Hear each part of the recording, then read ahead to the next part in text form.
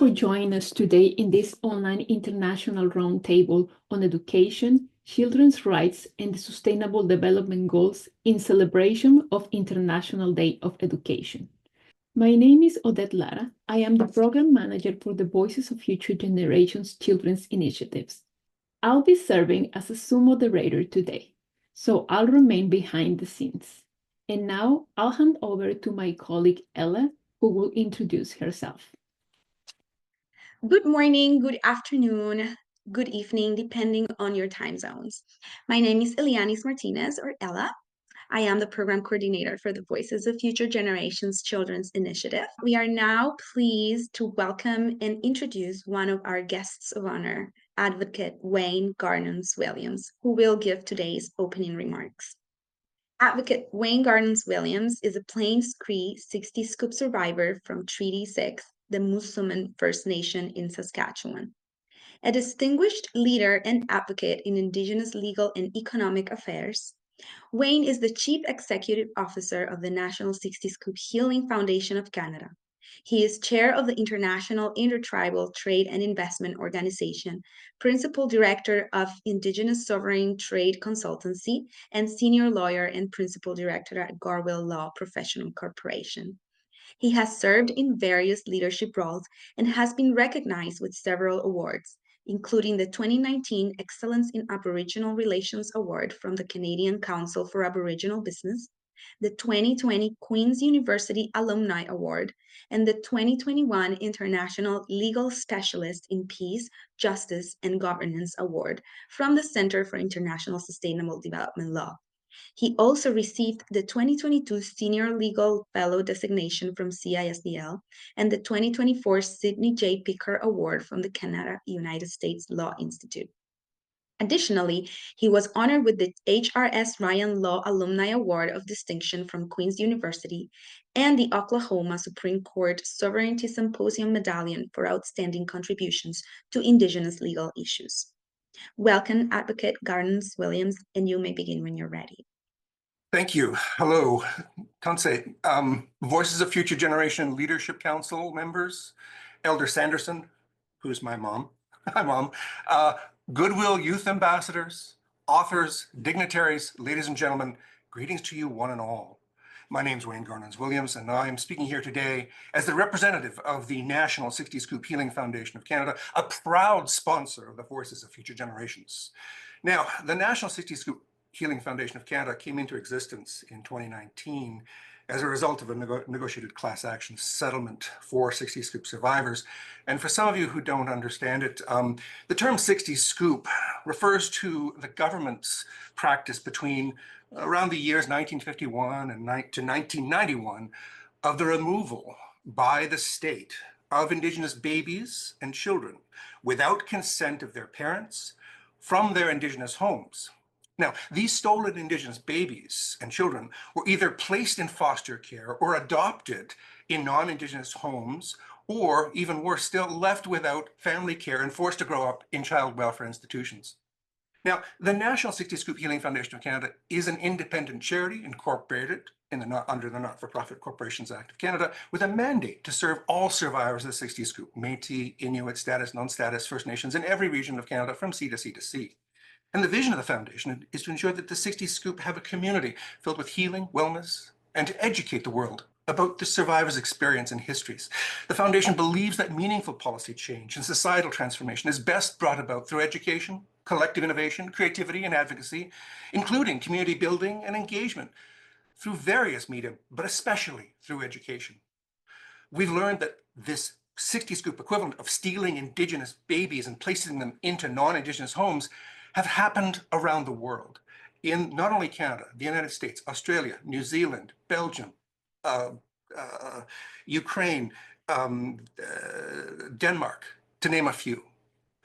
In the past 4 years, since the establishment of the permanent board of directors, who are all unpaid 60 Scoop volunteers themselves, the board has successfully managed to grant over $9.6 million to 53 organizations across Canada from sea to sea to sea. Now, our foundation is pleased and proud to support the initiative of the Voices of Future Generations in conjunction with the Center for International Sustainable Development Law, the Goals Project, the World's Largest Lesson, and the World Future Council in the form of grants for the voices of future generations, for the creation of children's books about the 60 Scoop and other issues, for youth education and celebratory events like this today. I would especially like to extend a huge congratulations to commend the recent work of child author, and I'm going to pick my favorites here, child author Cindy Nusiak and illustrator Celia Tian for their amazing book, The Brothers Reunion, which conveys the tragedy of the 60 Scoop in a poignant, educational, and thoroughly entertaining story. Well done all around. My board of directors, all made up of 60 Scoop survivors, thoroughly enjoyed this book. We found it educational, insightful, informative, and each board member donated a copy of The Brothers Reunion to their local or school libraries. At the online International Roundtable on Education, Children's Rights, and Sustainable Development Goals, we acknowledge, applaud, and encourage our child and youth authors for their creativity for the next generation, insights into addressing some of the large challenges that they will inherit, including poverty, hunger, potable water, environmental sustainability, children's rights, equal access to education, etc., for all future generations. So this is a moment to come together, to celebrate, reflect, and ignite the passions of the youth to write further and just to bring their insights to the next generation. So we thank you, children authors, children ambassadors, for your creative works. And we honor you today. And it's been my honor to deliver this opening address. And I wish the participants all the success of this gathering. Thank you so much, Advocate Wayne, for such an inspiring address. So we are now deeply honored and happy to introduce Ms. Jessica Sheffield Zamora, is a Costa Rican Fulbright scholar and social entrepreneur in Ashoka's global network.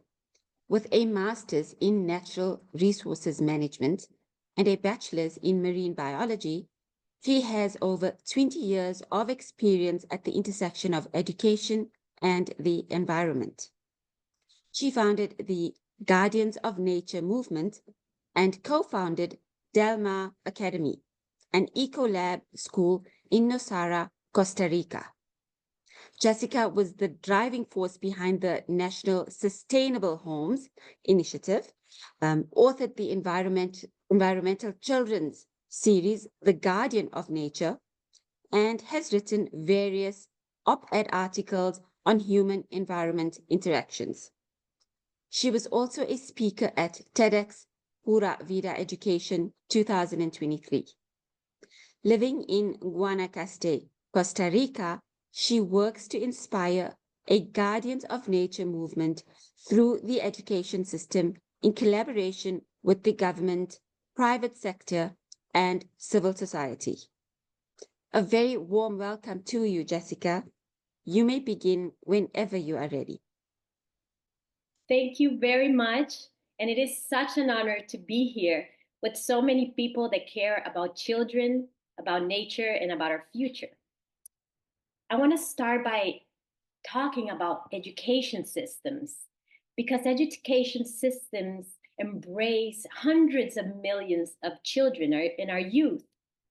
And if we think about education systems, they're still influenced and rooted in that education system born in the Industrial Revolution of the 18th and 19th century. During this time, we excluded nature. We started sterilizing learning environments. And this is where eventually we got completely disconnected from nature.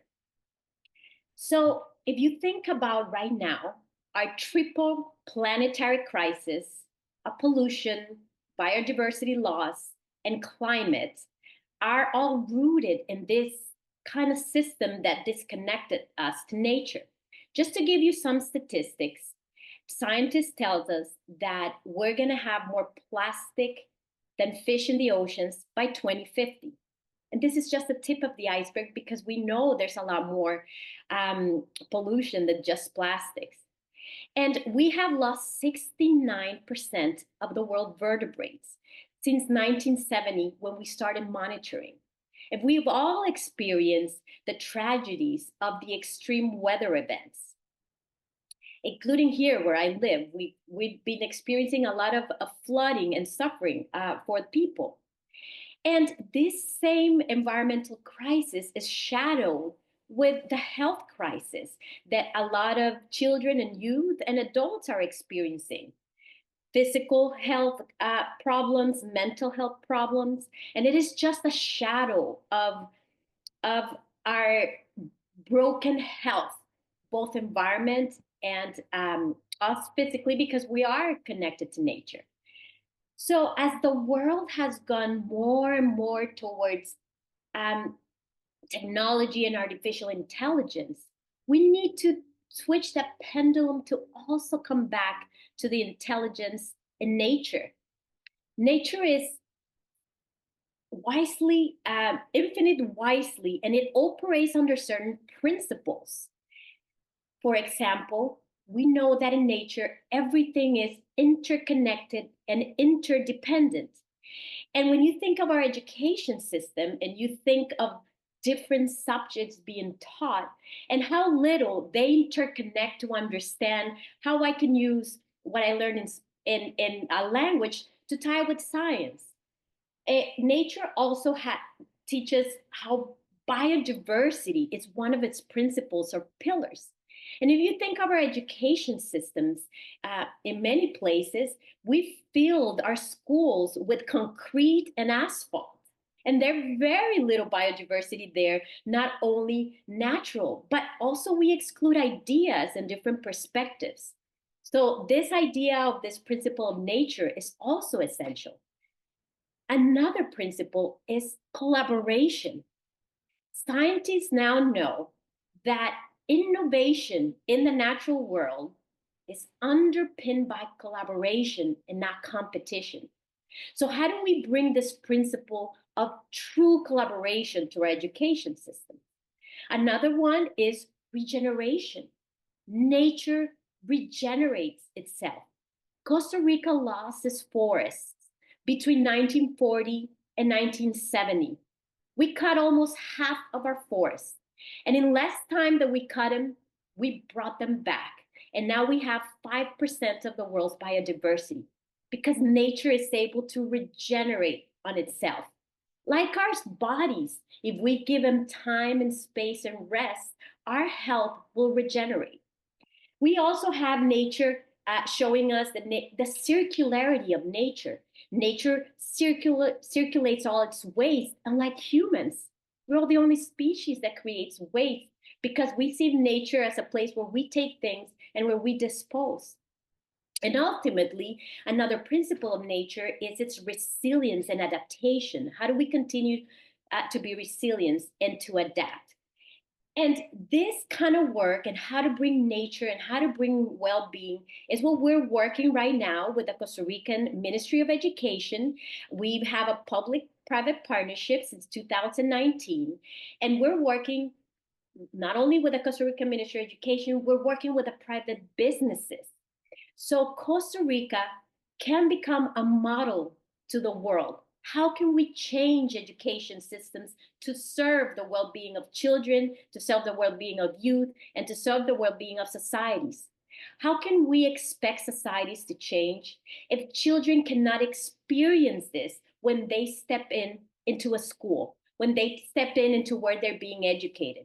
We have to create the schools of the society that we want. And this is what we're working on. Thank you very much. Thank you very much, Jessica, for the absolutely enlightening keynote address. Moving on, we are thrilled to celebrate the launch of the anthology Futures, a compilation of short stories from young writers from around the world.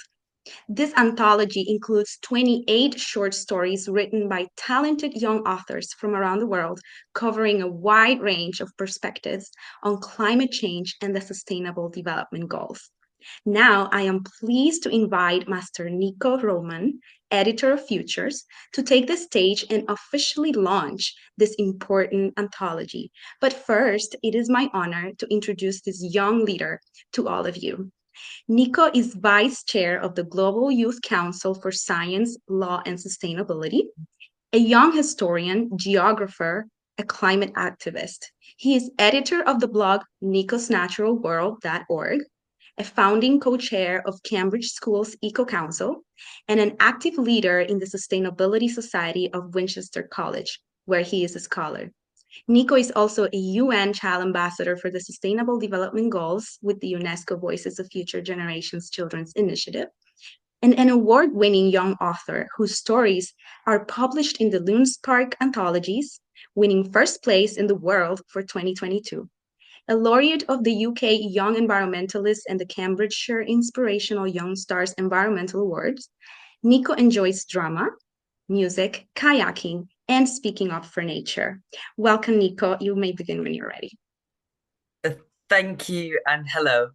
Elder leaders, experts, and judges, and most importantly, young writers, whose voices we are here to celebrate today.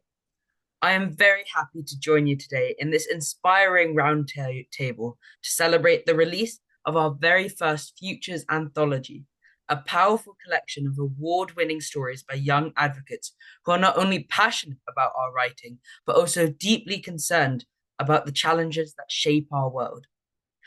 Our book is a collection of creativity and a rallying cry for education and action on the United Nations Sustainable Development Goals, the SDGs, which are so vital to our future. As we all know, our world faces so many nightmarish problems, from the climate crisis to inequality and poverty, from degradation of nature to human rights abuses and war. These are not abstract, distant issues. They're real, immediate concerns that affect us all, particularly young people. The SDGs are a common agenda, promises by leaders like you to help ensure a just and sustainable futures for all. This anthology is a testament to the power of these promises. Our stories explore the SDGs, not as distant ideals, but as concrete realities that demand our attention and action today. They're declarations that young people are not passive observers of the world around them. We are active participants in shaping the future. I've prepared just a few slides for this launch, especially celebrating our work. First, together with the Voices of Future Generations, the Global Youth Council on Science, Law, and Sustainability has worked hard on this book.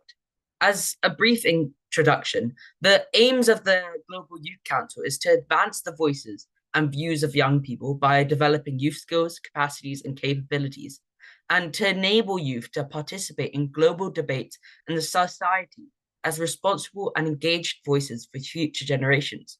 So some examples of this are Editing Harmony, which is an online youth journal featuring articles and artworks on the World Sustainable Development Goals. Editing Futures, leading projects related to the SDGs in our communities and globally, and hosting online and in-person workshops and roundtables.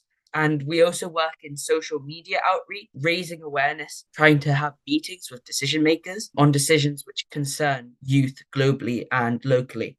Second, we started with a tiny team and a contest, sending a call out to all our networks.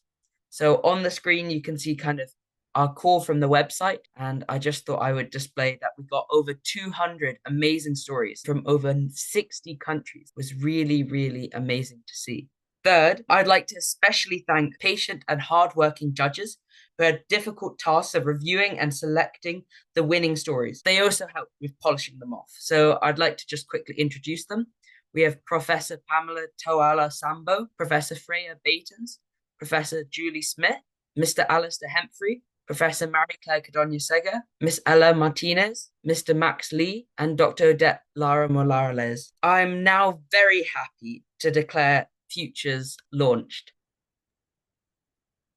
Thank you very much to everyone who's been able to kind of see the journey. And thank you also to everyone who's online today to kind of see the launch of the book. It's a special honor to recognize first our guest authors who contributed, Professor Pamela Tala Sambada, Head of Department at the Private Law at the University of Zambia and the Chair of the UN Human Rights Commission of Zambia, and Professor David Boyd, who's the professor in the University of British Columbia and an award-winning jurist and a former United Nations rapporteur on the human rights and environment. I'd also like to mention the award-winning young writers from across the world who helped contribute to the book and whose stories you will read when you look at the book and read the book. First, The Daughter of the Earth from a young writer in Nigeria, The Cure of Mamiya from Lebanon and Canada, Echoes of the Seascapes from the UAE, The Tradition and Innovation Unite from Benin, The Doves and the Crickets from the Bahamas, Embrace of the River from the UAE, Who Says Dirt Doesn't Shine from Nigeria, The Whispering Forest from Pakistan, The Vasundhara Storm, UAE, The Moonlight Penguin from New Zealand, The Enduring Girls from Ethiopia, The Orion Problem from the UK, Saving Sidaria from Lebanon, Anik's Promise from Canada, The World Where We Were Never Left Behind from the UK, The Legacy of the Blue Macaw from the USA, The Hope of Kahone from Malawi, My Reality from Zambia, The Lost Dream from Gaza, Down the Ages from Bolivia, The Future We Want from Liberia, The Dream of Fatima from the UK, Promise from Morocco, The Leaves of Hope from India, The Balanced Light, Balanced Life from Myanmar, From Arid to Eden, Ghana, Hope in the Dark from Ghana as well, The Climate Diaries from South Africa. To close, this book is dedicated to children and youth who speak up so that the voices of our generation can be heard. Our book is about the power of promises, but it's also about the power of words. Our pens are our power. As Malala Yousafzai, Nobel Peace Prize laureate, has said, one child, one teacher, one book, and one pen can change the world. The power of words of our pens can be immense.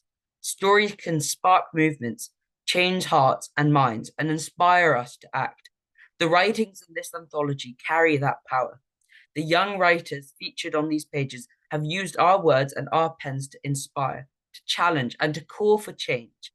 We are reminding everyone that change starts with us, and it starts now.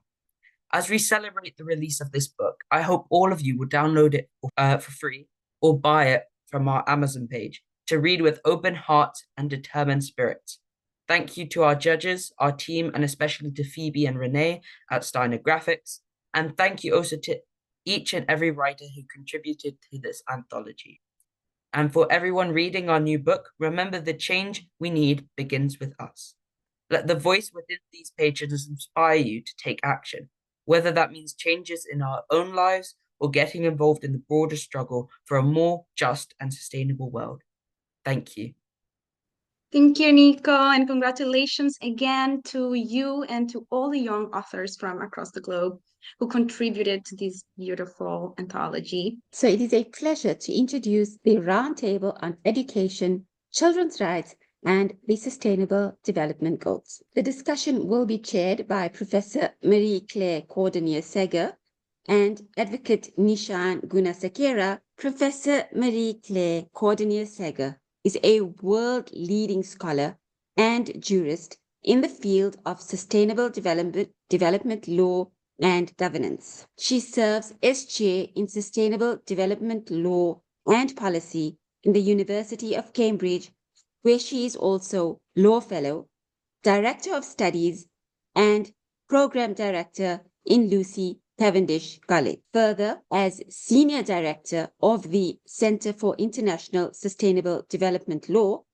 executive secretary of the Climate Law and Governance Initiative for the United Nations Framework Convention on Climate Change, chair of the United Nations Convention on Biological Diversity, Biodiversity Law and Governance Initiative. She lectures and leads global collaborations for climate law and governance, biodiversity and natural resources stewardship, human rights, indigenous peoples' rights, and future generations, trade and investment law, and other international law contributing to the global sustainable development laws. Professor Marie-Claire Cordonnier-Seger has published over 24 books and over 160 papers in 5 languages. She holds over 20 years of international treaty negotiations, executive and capacity building experience spanning over 80 countries. She has been elected Fellow of Royal Society of Canada in the Academy of Social Sciences, a Fellow of Royal Society of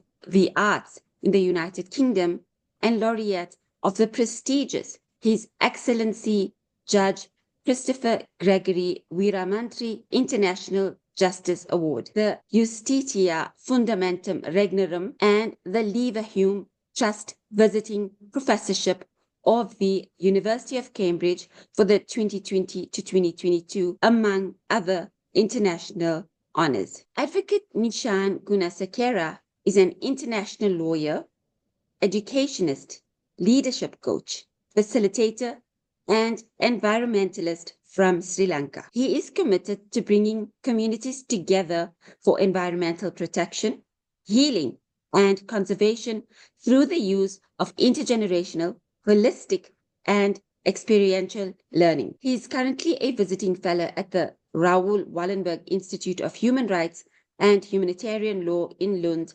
Sweden. And he is co-chair of the Peace and Disarmament Commission and the Working Group on the United Nations Summit of the Future. Nishan has supported and advised several international organizations, including the United Nations agencies and the International Union for the Conservation of Nature, IUCN. In 2020, he was bestowed with His Excellency Judge Christopher Gregory Weeramantry International Justice Award for his work for the cause of justice and inclusion of all peoples during and after conflicts. He is also the lead counsel for the Voices of Future Generations Children's Initiative. Thank you very much to Zunaida and to Ella. And Nico, allow me to be among one of the first to congratulate you and all of the authors, the young writers who are celebrating today the launch of the inaugural Futures anthology, which I understand you will be preparing each year going forward. And so there are opportunities for the young people and the children that are online with us to maybe start thinking about their next story and submitting it.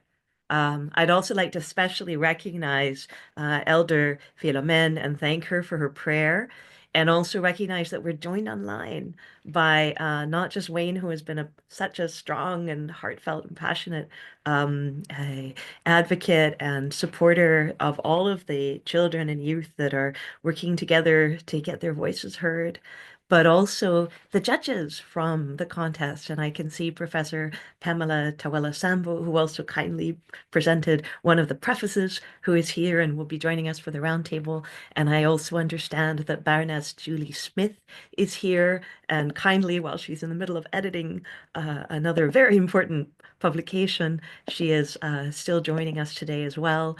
And I can see also, of course, others such as Dr. Odette Lara Morales and, of course, Ella herself, who also served kindly as judges. We are so happy to be with you, and congratulations to all the young authors who are online with us. We have a very exciting roundtable coming up. We have 3 central questions that we're going to be discussing today. The first one is, how do you define quality education in the context of current global challenges and the Sustainable Development Goals? And as Nico said, we are definitely facing some important challenges. And as Wayne emphasized in the opening, as did our marvelous keynote from Costa Rica, there is a great deal we can do about those challenges. So looking at how to make quality education possible is one of the main questions of this roundtable. And especially we want to discuss together what needs to change in education systems in order for children and youth, especially Indigenous children and youth, to have more participation and feel more empowered. So what do we need to change about education? How can we make it better? And of course, our third central question for this roundtable is, how can we work together to uphold children and youth rights and to ensure well-being now and into the future? And that's a very complex question. I notice one of the stories that is being launched in the anthology today is from a young person who wrote to us from Gaza. And the realities in the story, the child who is trying to overcome and survive conflict in order to be able to go to school, just to get to school. I'm sure there are some very important insights there that can be shared. So I think we are joined now by Alicia and Inaya and Emma and Jessica and Miss Shama and also Professor Pamela and Rehema, who might have a few things to say to help us just start our conversation.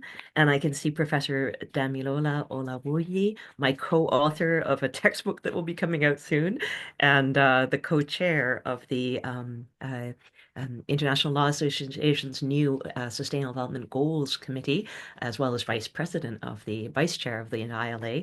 And I will pass to Neshan to welcome the volunteers when we come to the second question, if that makes sense, Neshan. Wonderful, pleasure. Thank you so much, Marie-Claire. It amazes me the incredible energy, enthusiasm, and effort that's gone into this. And congratulations to Nico. And I just echo, I don't want to repeat what Marie-Claire already, just to say, I fully endorse and echo everything you said. It's a privilege to be here. A couple of quick points from me, just to say, it's blessings I know comes from the founding chair of the International Commission, Judge Christopher Veera Mantri. And I draw upon his energy today because I know he was really enthusiastic about this program when it was launched in 2014, November. And congratulations to Marie-Claire and everybody involved for celebrating 10 years of the Voices of Future Generations initiative. And I believe this is one of the very first efforts that looks at the next generation and also the next decade, going into the 20th anniversary in another 10 years' time. So I think it's an incredibly historic moment, and to see Nico's book and all the 28 wonderful champions of the future coming together. On that note, let me introduce the kind volunteers who's going to be discussing a very complex second question: what needs to change in our education system in order for children, especially Indigenous children, to have more participation and feel more empowered? Can I introduce Syra, Anissa, and Sydney? And over to you, Marie-Claire, for the third question. Thank you. So in order to start off on how do you define quality education in the context of current global challenges in the SDGs, I'm very happy that Ms. Alicia Alva has kindly agreed to help us start. And she is, of course, an executive in the Project Everyone for the world's largest lesson team, who were with us in the very beginning in the intergenerational dialogue together with Professor Geely Smith in the House of Lords when the Voices of Future Generations Children's Initiative was just being founded. It's a great honor, Alicia, to have you here with us as part of the world's largest lesson. We know you lead initiatives to raise awareness among educators globally about teaching the UN Sustainable Development Goals and integrating sustainability competencies into educational practices. And you have a ton of experience in nonprofits, especially with ISEC, the world's largest youth-led organization, and you're passionate about empowering young people. Inaya Faiz, who is a Voices of Future Generations child author from the Middle East and also from GEMS United Indian School, Abu Dhabi. And she's very interested, of course, in SDG 11, Sustainable Cities. And I'm further very happy to welcome Emma and Jessica. Emma, who is 10 years old from California in the US, and also a Voices of Future Generations child ambassador with One Letter, One Mission, her story that won a very high placement in the Voices of Future Generations Children's Initiative, and who is passionate about philanthropy work in fighting poverty, gender equality, and quality education, as well as maintaining peace and healthy planet. I will turn first to Alicia. Thank you so much for that lovely introduction. I recently started with the world's largest lesson, but one of the first things that I encountered on the job was actually Voices of Future Generations. And it's just so lovely to see the books that have been created in the past, the books that are being created now, and the books that will be created in the future, especially in the context of the resources we're offering. It's so great to have this as like a resource that's available to teachers globally and educators globally. So thank you for all of your work. World's Largest Lesson was created back in 2015 with the ultimate goal to teach kids around the world about the Sustainable Development Goals. So we have a free resource library for educators to teach us sustainable development goals as well as develop SDG skills. And we're partnered with UNESCO and UNICEF to help deliver our impact. So going back to the question and thinking about, some of the current global challenges and using that to kind of start to define quality education, there was actually a survey that Project Everyone, World's Largest Lesson, launched back in 2023, 2024 on transforming education. That year, just as some context, 2023, I believe, or maybe it was 2022, but that was the year of transforming education from the United Nations. And a lot of research was being done in terms of what were the tangible steps that countries, nations, governments, people had to take in order to transform education. And we noticed that there was a gap because kids weren't actually being involved in the conversation, and they're the ones that are, the prime users within education. So we surveyed 37,000 young people globally, and we were able to identify gaps that they were able to speak for, and one being very significantly just a huge skills gap. And that led us to develop a framework of 17 sustainability competencies, or SDG skills, that we believe are essential in being developed within young people in order to create the change makers our world so desperately needs. From a personal note, in terms of like experiential learning and the value of skills development, I do have 7 years experience within a really cool organization called ISIC.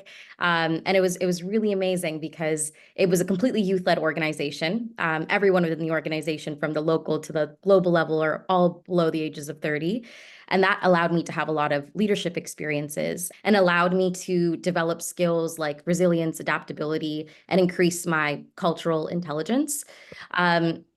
So, thinking about the 17 Sustainable Development Goals and the value of experiential learning, I think when it comes to education systems, we really need to go beyond just focusing on academics and start investing in experiential learning opportunities that foster real-world skills.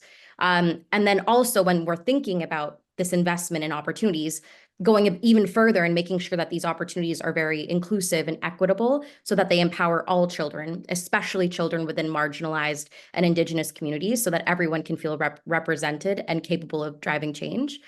Yeah, and in conclusion, I really firmly believe that when young people are equipped with the right skills and opportunities, they not only have the capabilities to imagine a better future, but they have the capabilities to actually build it. So yeah, I'll leave it at that. Thank you very much. And that's a very good point. And I think what we are especially wanting to do is to indeed make those participatory changes in education systems in a way that can support everyone. We've greatly enjoyed working with the World's Largest Lesson. And if you go onto their website, every single SDG has so many resources.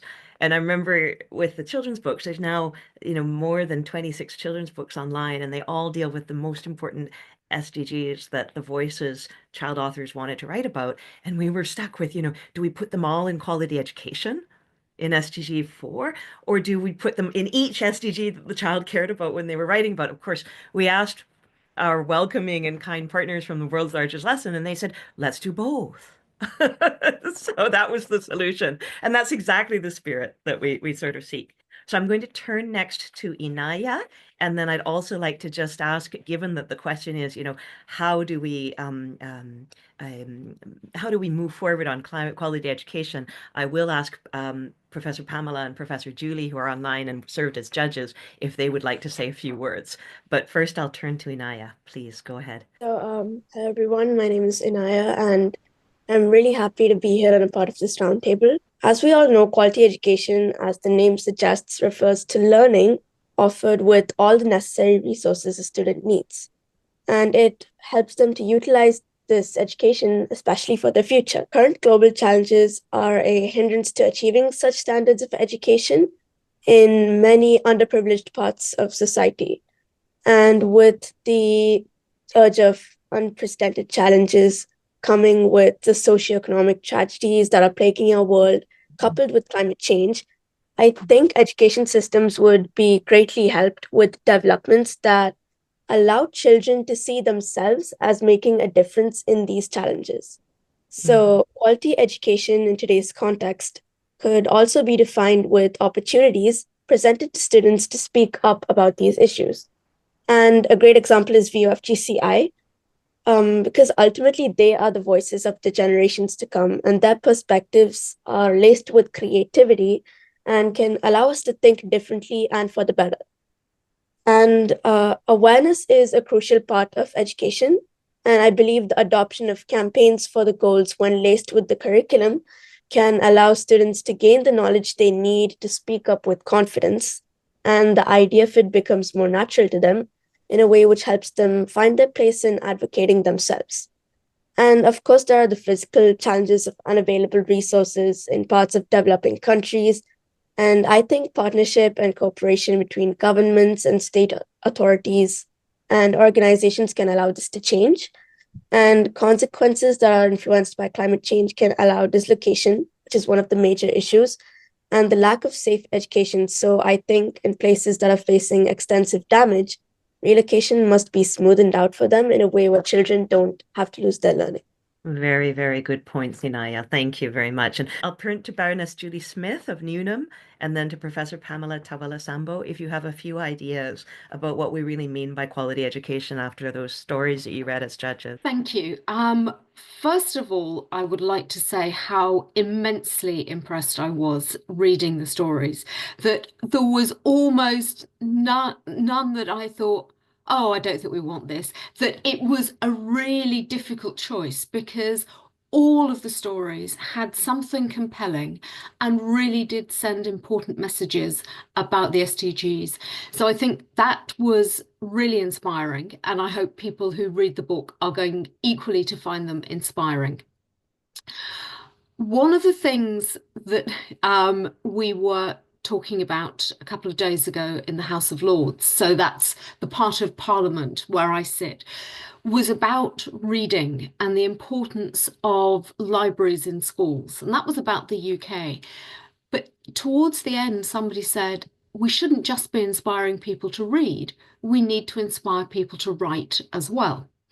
And I think one of the things that it's really important to do is that those of us who are delivering education shouldn't simply be trying to impart information.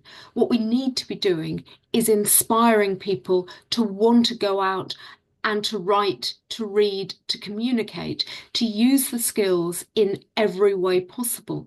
And I think, Alicia was talking about the importance not just almost of facts, but of experiential learning.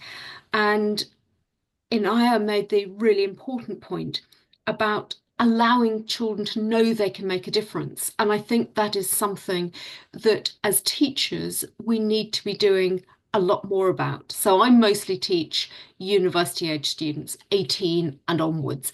They tend to know they can make a difference, but not always. And I think what we need to be doing is being much more encouraging about empowering young people. So I think they would be my starting points. The other thing that I think is really, really important is that we need to be ensuring that everybody gets that opportunity of an education. And that in particular includes girls in countries like Afghanistan. Absolutely. Thank you. I'll turn to Professor Pamela to pick right up from there. Thank you. Thank you, Marie-Claire, and everyone who's joined us. And my immediate past speaker, Julie, I can't help but agree with your sentiments on how all the children's stories ought to have been number one. This just showed me that the children have so much that they can give to resolving most of these challenges that we are having. When we look at the global challenges and towards which we want to empower the children of today to help contribute a solution in the future, you see that these problems all affect them. Mm-hmm. It's issues of food security, resource scarcity, loss of biological diversity, the problems of climate change, and how they specifically morph into deeper problems and more extreme situations for children, especially when you intertwine them with the need for children's education. you see that when children are responding to what we are now summarizing as the triple planetary crisis, they already understand what it's about. So reading their stories gave a lot of ideas. And I think I can also talk from the other hat that I wear. Of course, I also teach like Julie in the university where we teach 18 plus students. Those are quite a little more assertive. So we need to be moving back to looking at child education from the perspective of the very first opportunity that children have to learn. And this is fortunately not in school. It is in our homes, just from a very tender age, before they learn to walk, they learn to talk. There's so much that we can expose them to that fertilizes their minds to appreciate the challenges that we have. So I think all these important points have well been alluded to. And I would love to spend 5 hours the whole day just trying to extrapolate how important each one of these are. But I will say from the perspective of Africa and Zambia, we need to move a little more towards giving the children the platform. We have this cultural practice that children shouldn't talk at the same table with adults. So we reevaluating some of the cultural and traditional practices in order to fulfill the potential that children have. So I'll talk more on that when we get to the last question, Marie-Claire. Back to you. Thank you very much.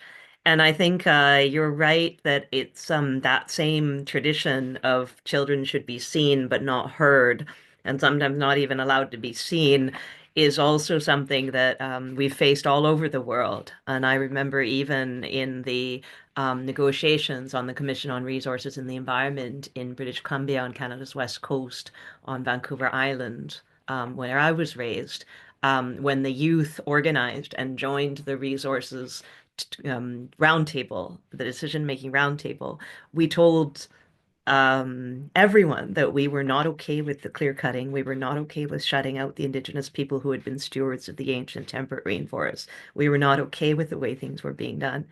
And we were told afterward that it wasn't until all of you arrived that people stopped fighting and started acting like adults. Because having us looking straight at them and saying, this is our future that you are playing with your silly political games, could sometimes cut through. And I think that voice that youth and children can have in education helps to prepare them for that voice and to already open those doors so that they can help to make the entire conversation better. So I think I will recognize also that we are starting to find more and more incredible voices, including from Africa. And I'd like to especially welcome Titi and also Tony from I believe, Nigeria and also Qatar, who are here online together with Anissa, Danielle Oniko, as past and future child authors with the Voices program. So I'm very, very glad that you are here. And I can also see online, and I will welcome, before I introduce our next roundtable speakers, Professor Damilola Olawuyi, who I introduced earlier, who has special knowledge of some of these issues. Now, I understand that Emma Yu is here with us, and she is willing to also give her ideas about education. And I understand also that Ms. Shama is here with us. And I'm very, very glad to have her online with us as an educator with teaching experience in the UAE, and also, of course, a project and education development manager at the Emirates Literature Foundation, leading story building workshops focused on creative writing and sustainability, and supporting teachers and schools in nurturing talented writers. So I'm going to invite Emma and then Ms. Shama to also say a few words. Thank you. Emma, please go ahead. Hello, my name is Emma, and I define quality education as two things. Every kid gets the chance to be able to learn, and differentiated learning. The kids in poverty get to be able to go to school and learn with enough materials for everyone. Students don't have to share a book with the whole class and get their own textbook.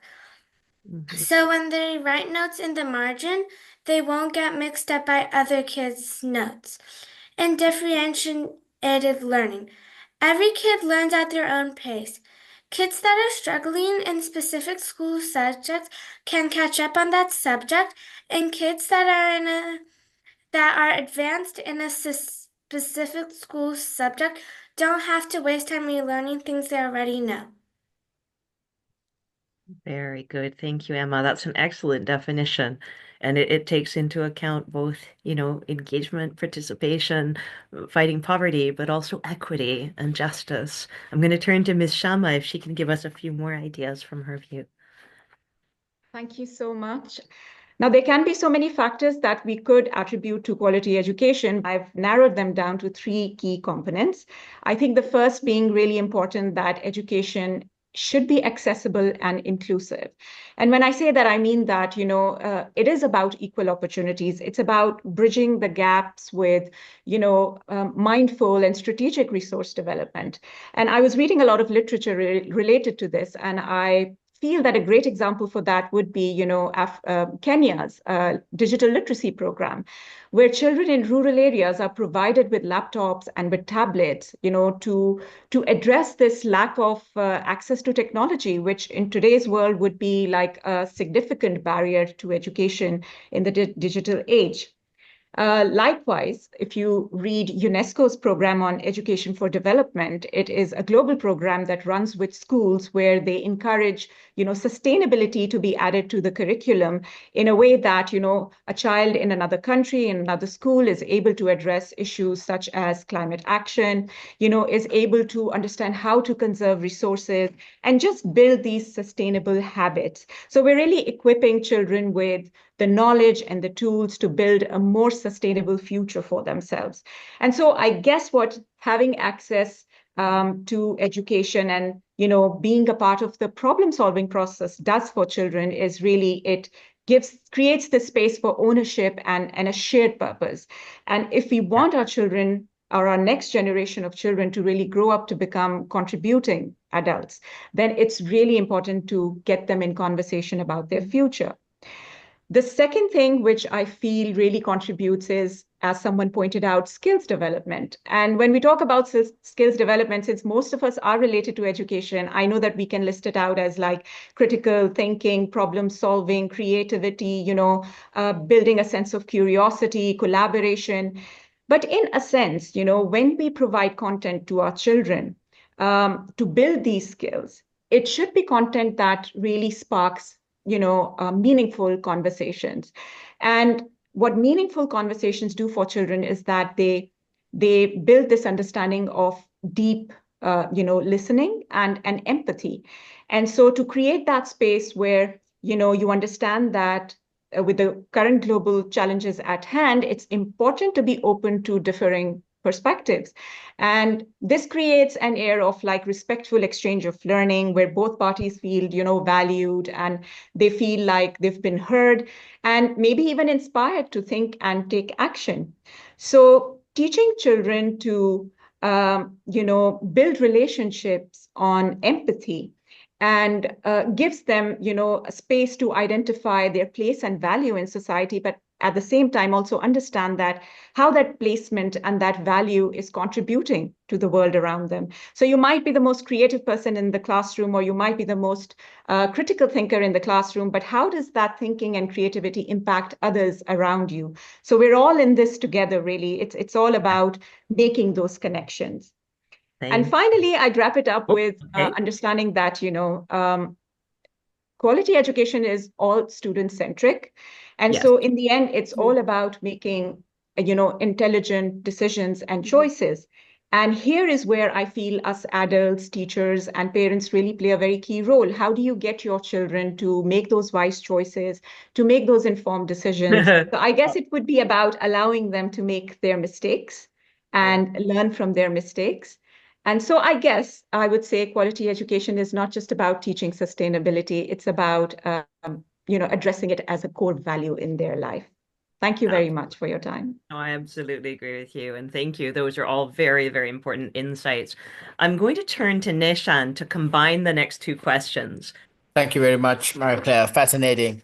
The second question is, what needs to change in the education system in order for children, especially Indigenous children, to have more participation and feel more empowered? And the third question, how can we work together to uphold children's rights and ensure their well-being now and in the future? First, we have Ms. Syra Thomas, who is a 14-year-old author and sustainability advocate from Cambridge International School, Dubai. She's the author of 3 children's books, a youth ambassador for the Goals Project, and a counselor at the Global Youth Council on Science, Law, and Sustainability.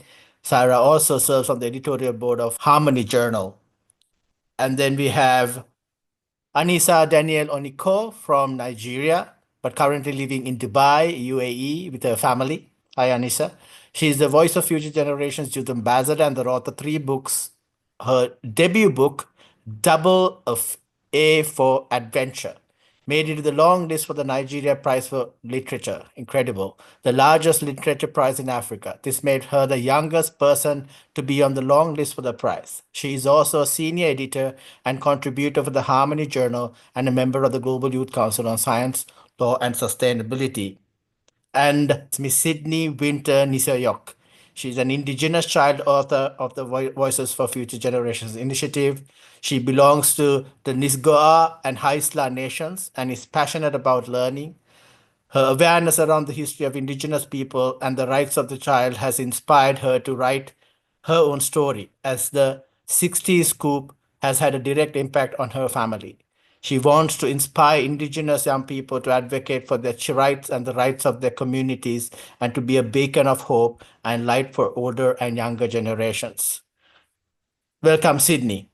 So may I now turn to Syra to kick us off for the second question. Hello. First of all, I would like to thank everybody for this opportunity. And I am here to address the fact that the education system today does not fully empower or include Indigenous children. Just because we do not actively discriminate against them, it doesn't mean that they don't feel marginalized or invisible. Indigenous people are the original cultures of their nations, carrying traditions and knowledge that have shaped their lands for generations. Their heritage is not just the past, it is the present and the future. Education systems must actively embrace Indigenous cultures to ensure that these children feel valued and foster understanding amongst all students.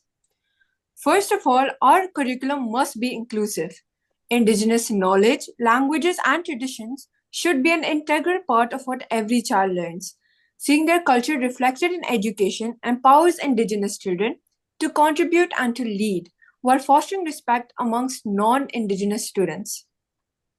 Secondly, Indigenous communities must be involved in shaping the education system. Elders, leaders, and parents hold invaluable wisdom that can make education more meaningful and respectful. Traditional methods like storytelling and connection to nature can enrich modern classrooms. I would like to end off by stating that creating a school environment that actively produces opportunities for participation and growth is crucial. It's important to recognize that silence and inaction can be just as harmful as outright discrimination.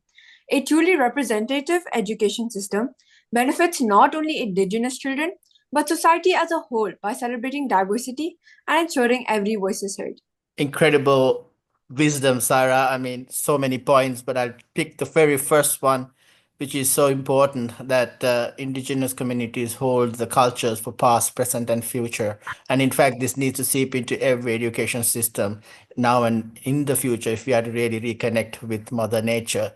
And with that, may I invite Anisha to go next with your wisdom. Thank you so much.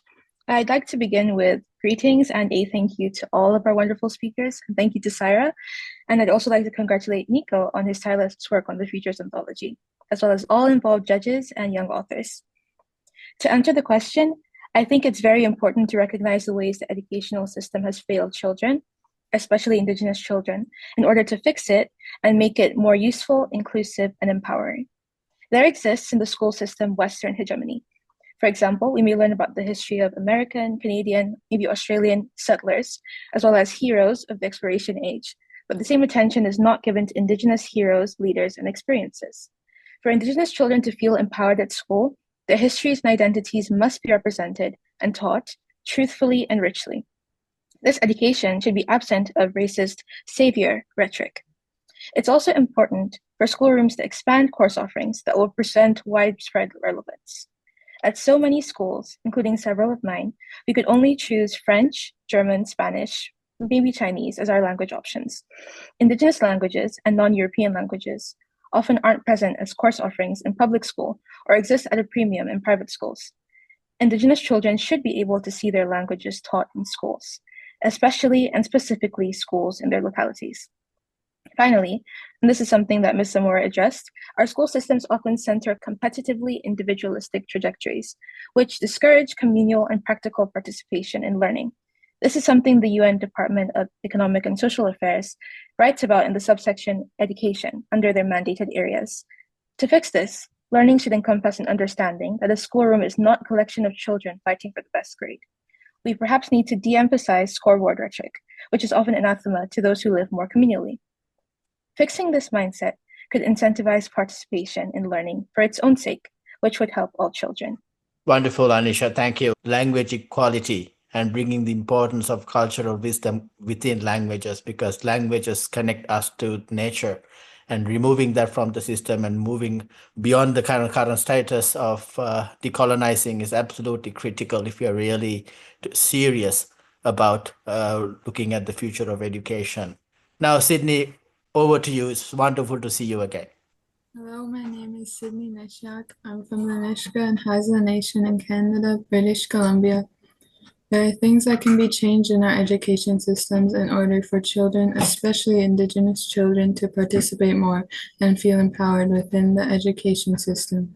Mainstream school systems can be challenging for Indigenous children for many different reasons, but there are ways the education system and educators can interact with the Indigenous students to empower us. It wasn't long ago that the education systems, along with the government systems, were set to harm Indigenous people and our cultures. Residential schools, boarding homes, and day schools still remain a barrier to our learning, as trauma still remains in our families. Indigenous students would benefit from having interesting lessons on Indigenous people, the past and current information, and most importantly, about our culture.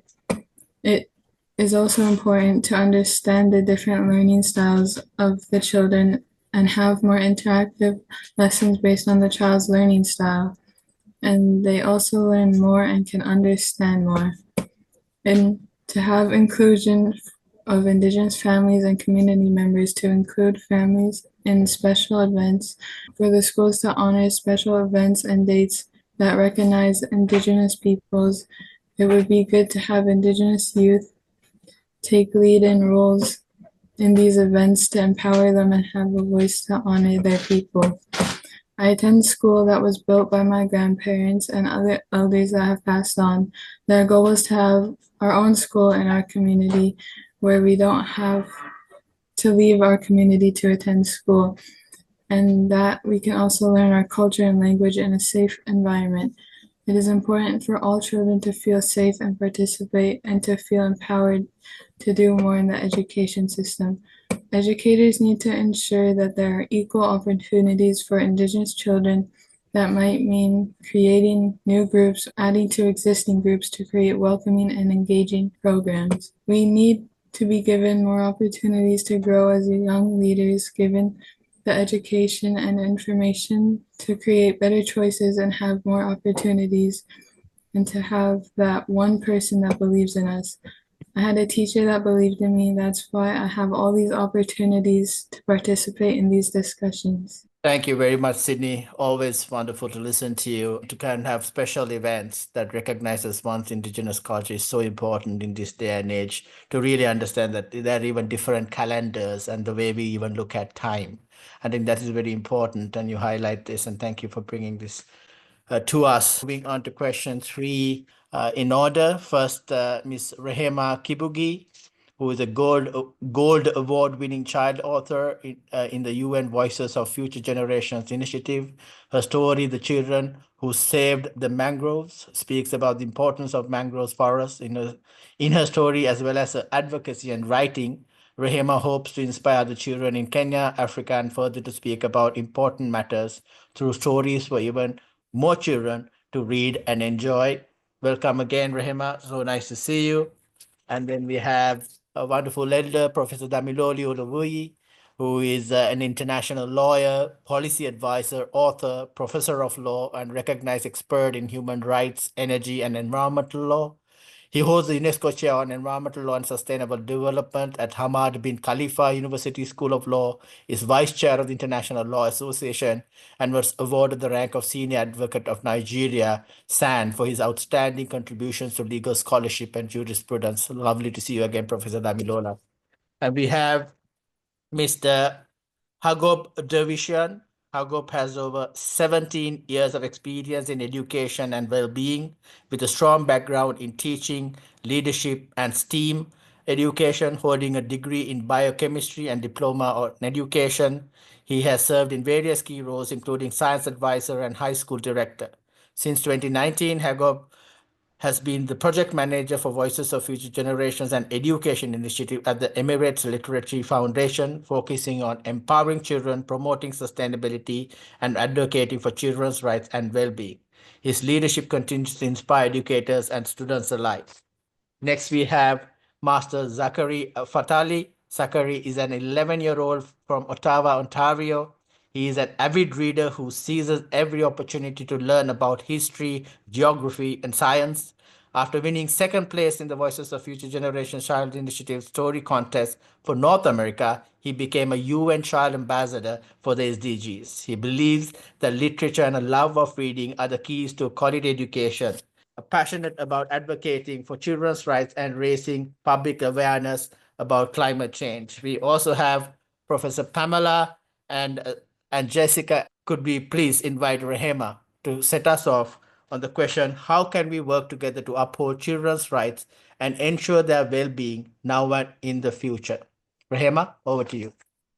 Thank you so much for having me, and to take the opportunity to also congratulate Nico for the launch of the Futures Anthology.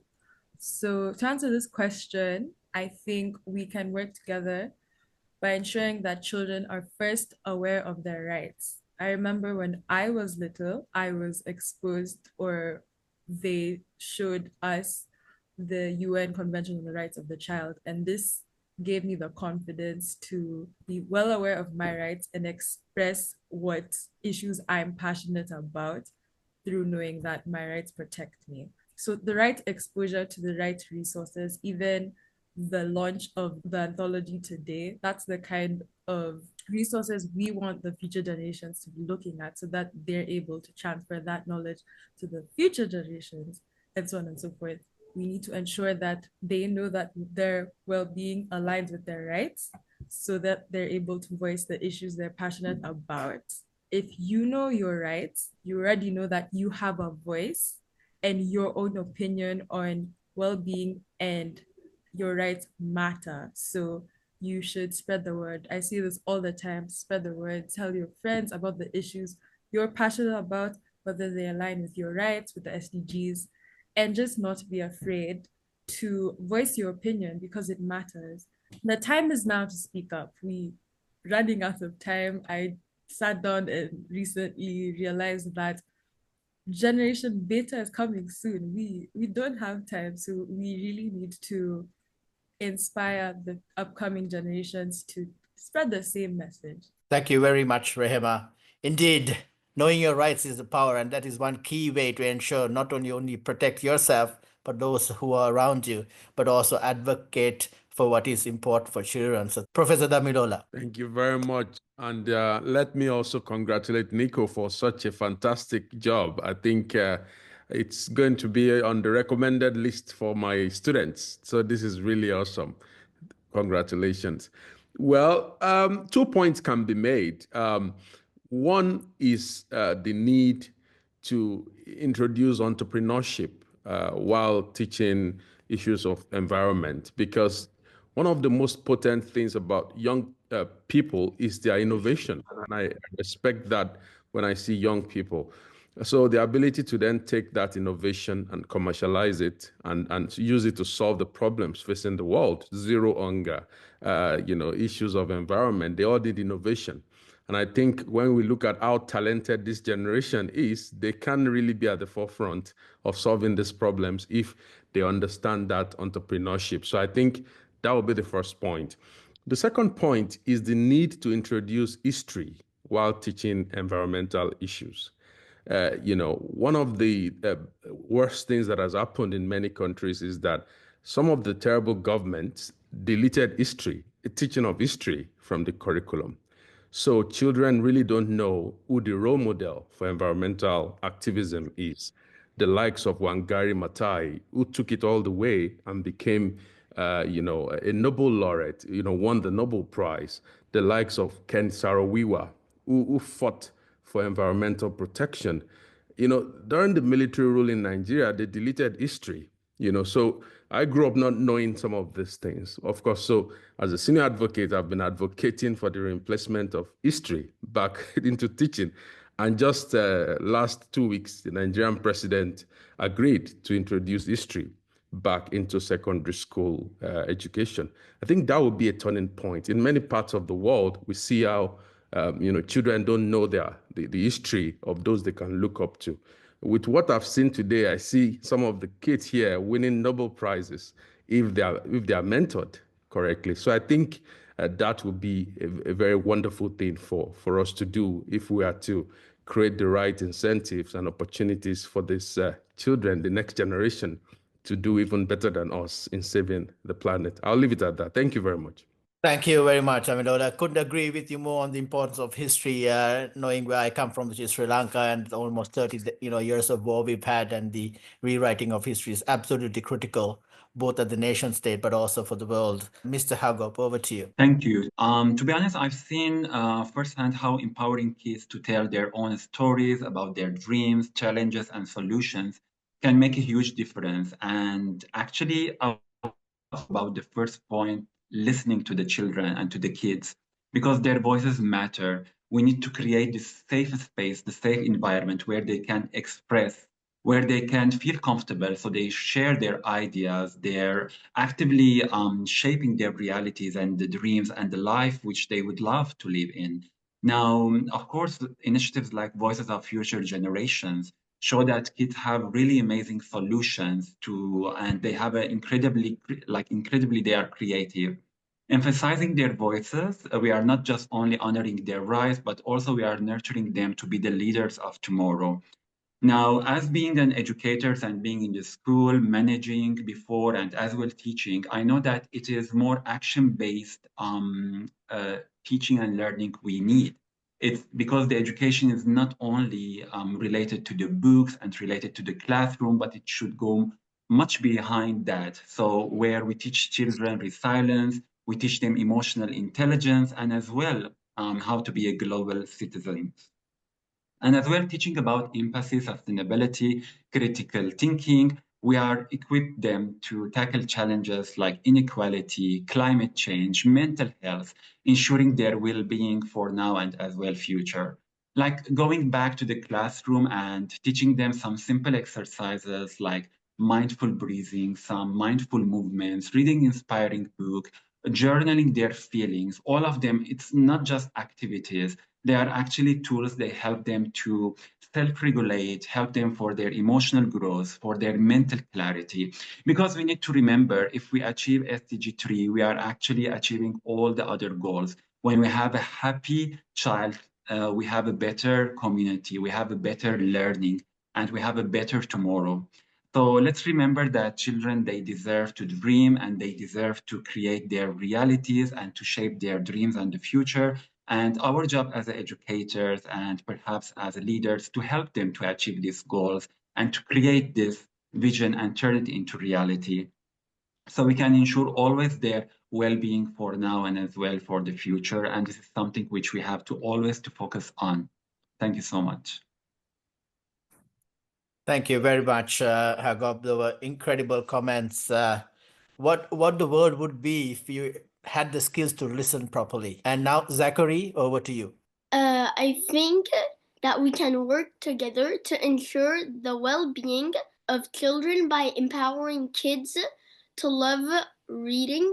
And that's why I think our generation has too much information and they are sometimes glued to their screens instead of going to read books, trying to learn the same stuff on there. And I have noticed that a lot would rather watch TVs, movies, than read a book.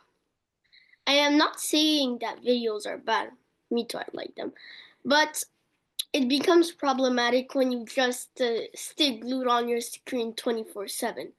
And that's why I believe that we can use literacy as an empowerment for kids and for their future. So I can define quality education with these 4 main ideas.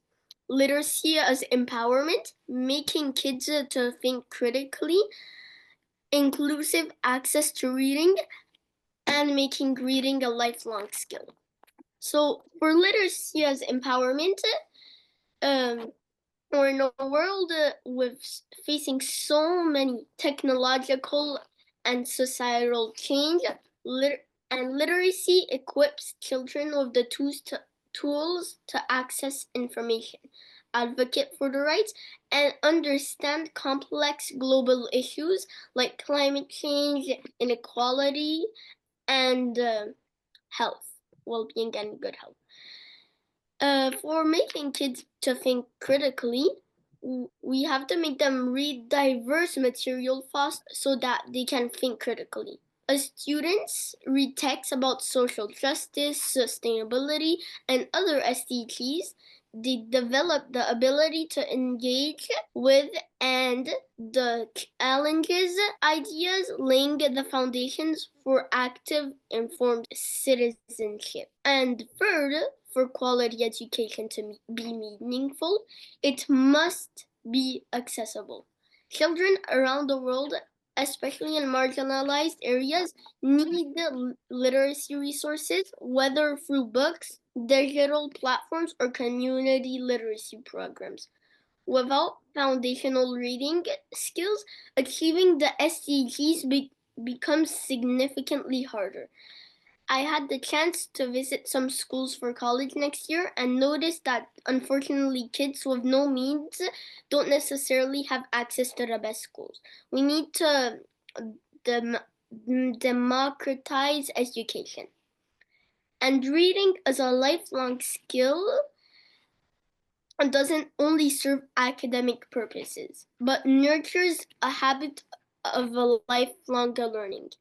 Encouraging reading from an early age can build resilience in the face of future challenges by cultivating curiosity, adaptability, and the capacity for self-directed learning. Wonderful, Sakari. I think you're wonderfully framing with a lot of wisdom on what quality education is. Jessica, you take over. Thank you, Inaya, Nico, Emma, Zachary, and all the children that are here. It is so hopeful that you guys are helping create a new path for education, a new path for quality education. And one thing I've seen this weave through all the speakers is this invisible thread that everyone can make a contribution. Doesn't matter the age, doesn't matter where we live, doesn't matter our strengths, we all can have this contribution. And we have to ask ourselves these 2 questions. What is the foundation for quality education? And what is the purpose for quality education? Because if we make ourselves those 2 powerful questions, then we can weave that path. How can we have quality education if we first cannot feel good ourselves, our mental, our physical health? And if we are well and we don't center in ourselves, what is the purpose? Is the purpose outside of us to serve others and to serve the planet? And that we don't forget that as we create quality education, we don't forget why we're here on this planet, which is a laboratory to learn to love and to care. And I love how we started with a prayer, because we don't forget our creator and that we're here in this laboratory testing. And I think that needs to be embedded in this new path. The skills, yes, it helps us, but let's root it in those questions of having the foundation and what is the purpose for what we're doing. Thank you very much, Jessica. That, I think, unfolds to a next chapter, and possibly Nico and the team could have those as guiding questions for the next series of books that's going to come out as well. But incredibly important points. Thank you. Professor Pamela. I had wanted to pick up on Professor Damilola's intervention about the teaching of history.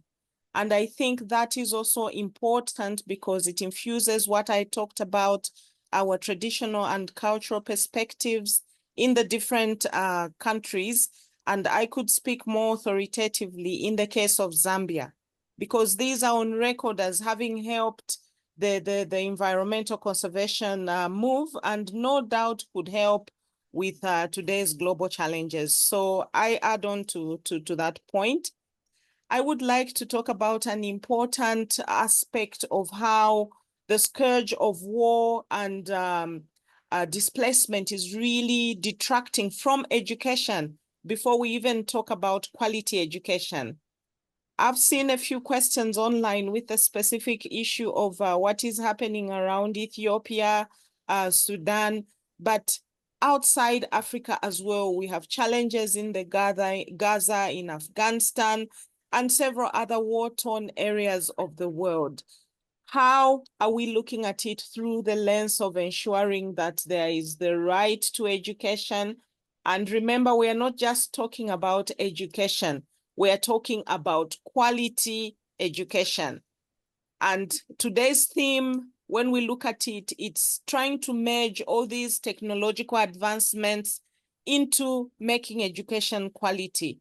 How do we fuse all these in an unstable environment if there is war and displacement of the people? I'll end by talking about a practical example that's already happening in Zambia, where to surmount the problems of, first of all, we are moving from the threat of global food insecurity. This is very real for countries like Zambia, and which have been particularly impacted by the negative effects of climate change, drought, food shortages. So what the government is doing now to realize, first of all, they have decreed that there is free education for all, from elementary education right through to university. Government is supporting that, and that's free education. Now, it's one thing to provide for free education in an environment where there is hunger. Children will not come to school because they are hungry. Some of them have to walk long distances. So some of these challenges that are already known are being addressed through this free education, and there is a free feeding program attached where all the children who make it to school are guaranteed. So that is also a way of addressing the right to health. I think I could stop there. Thank you. Thank you very much, Pamela. I couldn't agree with you more. There's unfortunately over 100 armed conflicts going on across the planet, and that will have direct and future consequences for quality education. Incredible wisdom in what you said, and all the other speakers. I'm really privileged to have been part of this dialogue. And over to you, Marie-Claire. Thank you very much as well, Nishan, and indeed all of the roundtable speakers. Ella, if you could just share a little bit of the incredible richness and diversity of feedback that we're receiving. Thank you, Marie-Claire. There's been a repeated point on what do we do, how do we address education in the face of conflict, which is something that we see happening in so many parts of the world today, unfortunately. Another point that have been made is how integrating ideas of SDGs in children education can support resolution of problems of poverty and social inequality and improvement of social well-being of children and young people. And I know that some of our speakers have already talked about this, addressed it somehow, and we will definitely walk out of this event today with very important points to continue reflecting and having conversations beyond this space. And we will also be sharing with everyone who attended the incredible resources and websites that all of you have shared in the chat, so everyone can have the opportunity to continue learning about your projects and initiatives that you have shared with us. And we're very, very fascinated by them. But I think we should really recognize we have some incredible people from the Uganda Network of Business, from Ukraine, from the Association of Reintegration, from Israel, and also from so many different areas around the world. I did notice some really amazing points on CO2 emissions from Irina Karitonova, and also a sustainable development lawyer from Ethiopia who is Yes. jumping in. So if you sort of think about it, it's kind of all over the world. I should recognize Diamond, Ellis, and Karen, who are, I think, already, as if I've seen correctly, together with Chichi and Tony, future authors in the program, and we're looking forward to collaborating with them to develop their voice and their stories. I can see some incredible ideas and questions from Rwanda, and also coming in from Los Angeles and from so many places around the world. So, you know, there's an intervention and a thank you from Nigeria, from someone who is just happy to be with us and learning, and someone from Canada, from the University of Waterloo, working on these issues and interested in getting more involved, as well as Blessing from the Indigenous Tribal Council of her people, who is joining us as well online. So even just sort of coming through some of the intervention or pouring in from everyone, it really is very inspiring, and we're very, very happy to see everyone who is joining us online and willing to jump in, from medical practitioners to mother and child advocates from Ghana, to people who are actually in England working on book in Arung in Love Aid in Ghana as well, and many, many others. We want to be able to follow up with each and every one of you and be part of that dialogue. We've seen also in the chat a lot of questions about collaboration. So we definitely invite you to write to us through the contact form on our website, vofg.org, to Oh, and share Ella, the would you video. be able to play the video from Wesley as well at the same time? I know that we wanted to hear from him, and that's a fitting two final speakers as we close the roundtable, actually. A child in Zambia and an amazing professor and chair in education. Question number 3. How can we work together to uphold children's rights and ensure their well-being now and in the future? I have seen that in my own case, I am more interested in children's rights because of this opportunity I've been given to collaborate with other children across the globe.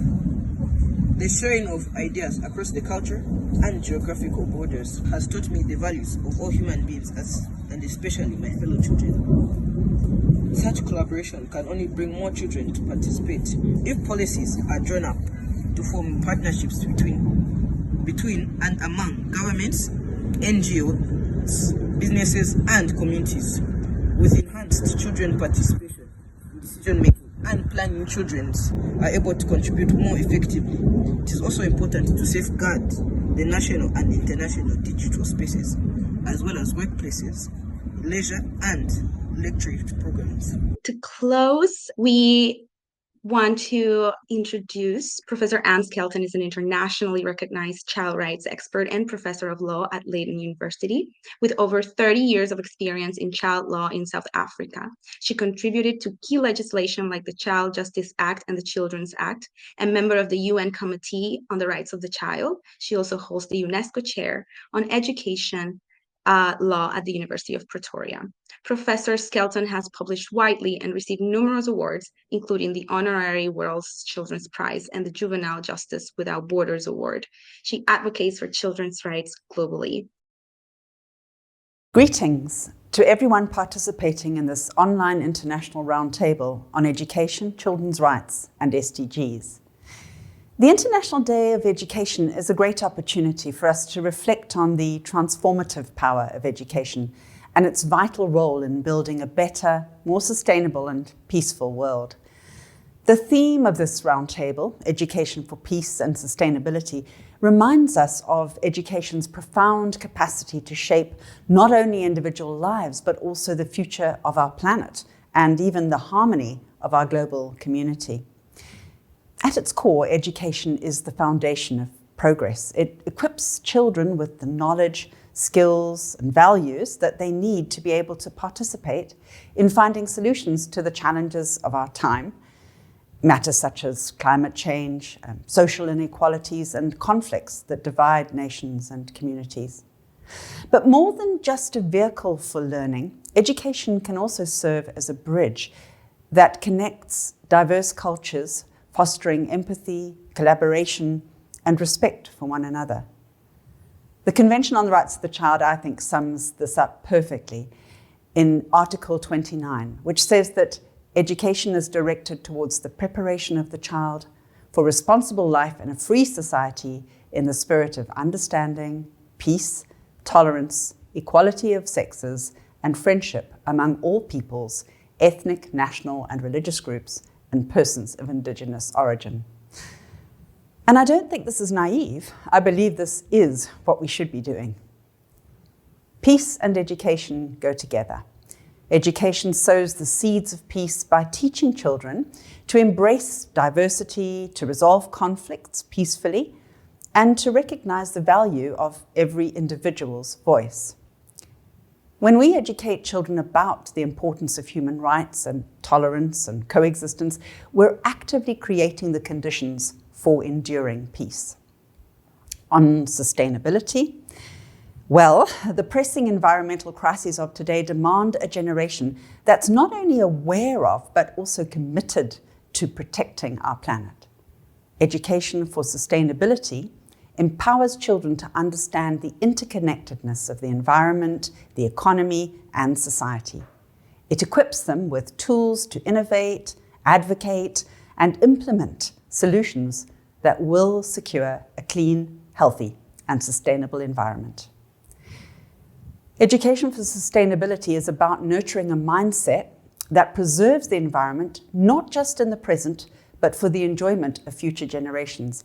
And this is something that children recognize, and their proximity to future generations gives them a special place in the debates. They do recognize this themselves, which is why they have pushed this to the front of the child rights agenda. Children who are educated to appreciate the planet are more likely to grow into leaders who prioritize renewable energy, reduce waste, and advocate for policies that balance development with ecological preservation. So while we celebrate the potential of education today, we must also confront the gaps and challenges. Millions of children worldwide still lack access to quality education. This inequality perpetuates cycles of poverty, injustice, and environmental degradation. We need to be asking the hard questions about whether states are on track to achieve the goals they set themselves under the SDGs, such as free secondary education and access to early childhood care and education. In addition, as I'm sure we're all aware, war is currently having a huge impact on children's access to education in conflict zones. No child should be denied the chance to learn because of where they were born or the circumstances that they face. We hope that you felt inspired by the words of Professor Anne Skelton. And to close, we are once again honored to welcome Elder Philomene Sanderson to offer the closing prayer. Thank you so much, Elder Sanderson, for staying with us.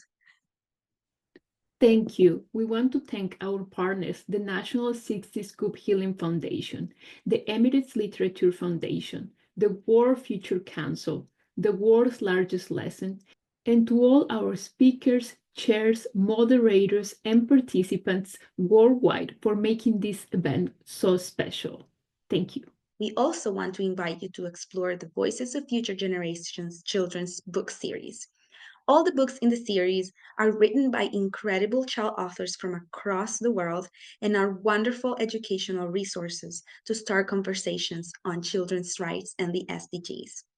You can download them for free at vofg.org Thank you so much once again for joining us. We look forward to seeing you in the next event.